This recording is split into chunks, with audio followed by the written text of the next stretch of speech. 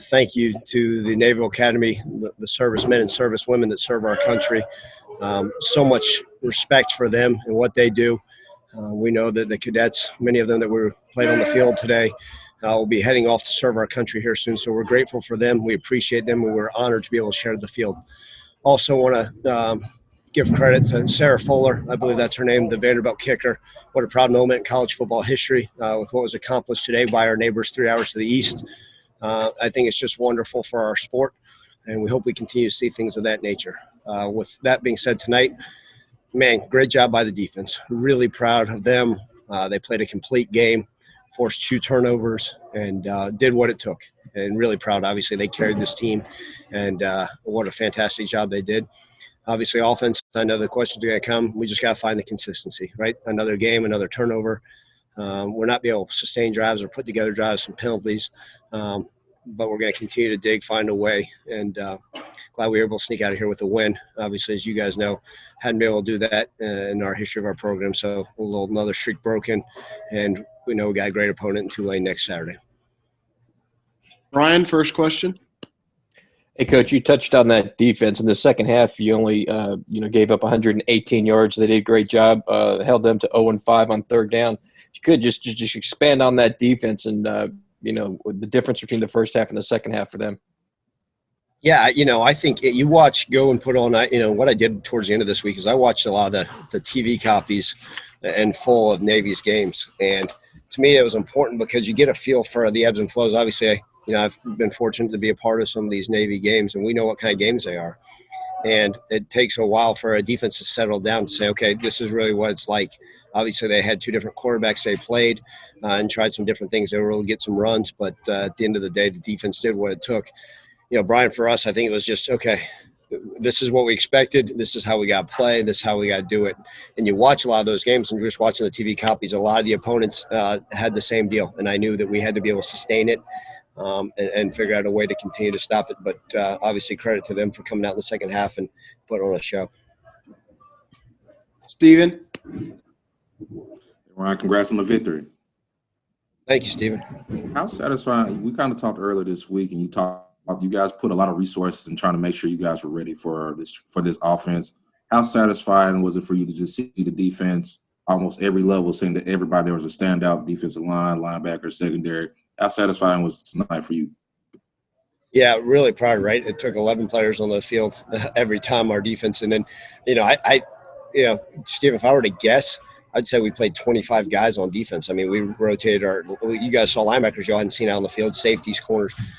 We probably played 25 guys on our defense, which means that they were paying attention. And that what we told them, they had to do their job, and they had to do it over and over and over. It's almost a monotonous deal, right? Playing against a triple option. You just got to be fundamentally sound, down in and down out, and trust it. And, yeah, it's relief because you're right. We did prepare for this game for a while, in the off season and understanding the triple option.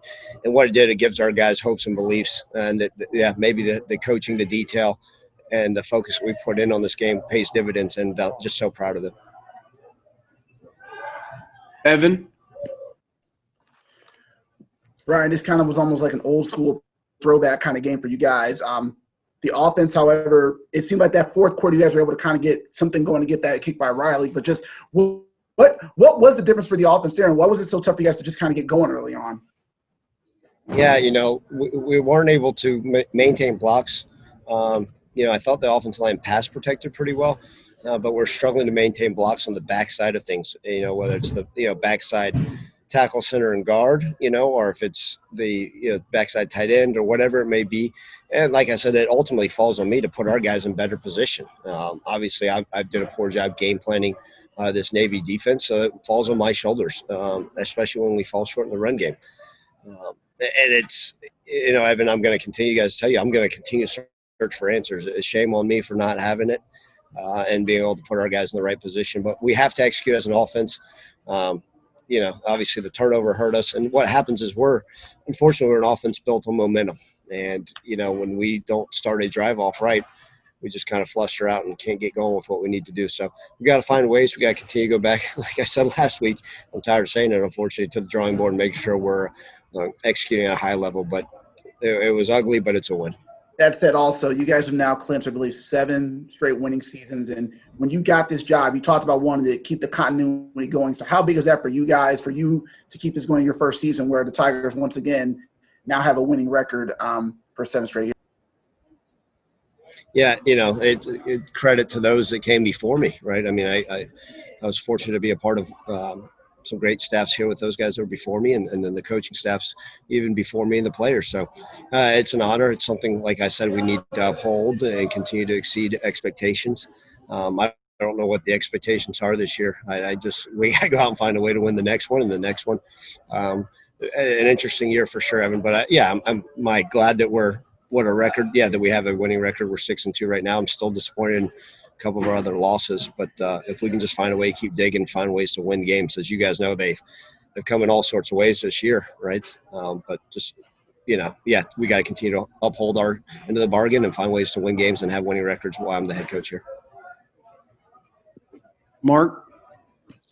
Yeah, hey, Ryan. Piggybacking on that a little bit, I know you're an offensive coach, but is there something gratifying about winning a game the way you did today, given how the defense played at the beginning of the year? Absolutely, Mark. I mean, it's where it's gratifying is that the amount of focus and concentration and details it takes for our defense to hold a triple option offense to really, they got that fake punt on us, so I wouldn't put that on the defense. That was, again, let's put that on me. They had a good play call and they executed at a high level. So they really had one long run on us. But I was just proud of the focus and details of the defense. So, yes, I think what's happening is, Marcus, like I told you guys, I like to think that our defense is gaining more confidence as the weeks go on. And, we also said, like those teams early in the year were throwing the ball over the field. And obviously you go from SFA now to Navy trying to run the triple option on us. But it's proud. It's I think they're going to continue to prove as the year goes on. Terry? Hey, Coach, do you think the defense has turned the corner for the better? And what do you think you need to do to get the running game back on track? Yeah, Terry, I do think, like I said, I think that the defense is gaining great confidence. They're believing the system. They're believing the play calls. Their defense is building on what this scheme is capable of, and when they believe in it and they see it pay dividends on the field, I think it's only going to help us down the road. And obviously, we got a tough opponent coming up next Saturday morning. And then the running game, again, kind of like I mentioned earlier, it starts with me. I've got to find ways to put us in better positions. Backside runs, we're not doing what we need to. On the backside of a lot of this stuff, maintaining, they blitz the heck out of us, which we knew they would do. And so shame on me for not having us ready for that stuff. We tried some of the RPO game off that blitz stuff.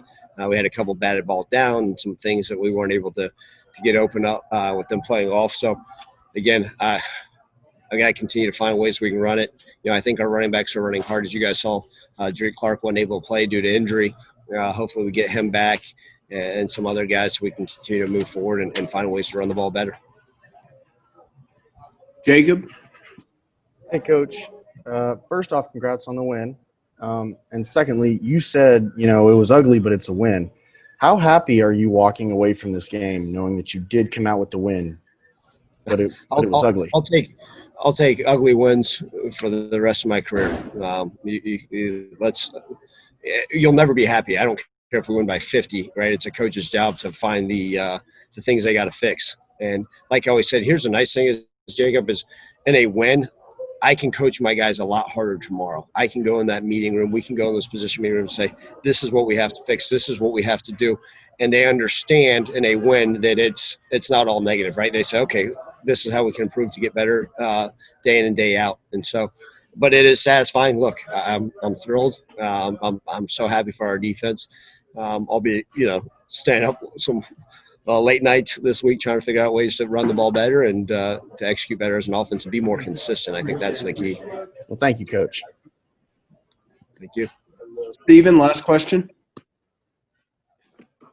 Just a quick follow-up about the kind of, I guess, the offensive struggles today. Was it kind of just seeming like Navy I saw they were playing like a lot of too high safeties, a lot of off coverage. Was it kind of just like they were just trying to keep everything in front of them and not just give up that big play to you guys?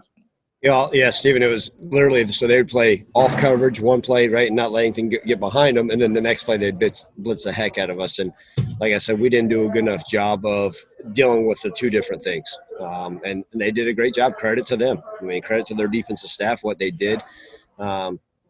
It's we've got to find ways to have answers to that stuff. And, did Brady play his cleanest game of the year? Heck no. Did any of us? No. I mean, again, like I said, ultimately it starts with me, and I got to do a better job coaching our guys. But I think we'll be fine. It's like I said, we've got to find ways to get drives started. And Stephen, I think that's what's hurt us with some of these things, and we'll continue to find ways to get back to the drawing board so we can get this thing rolling.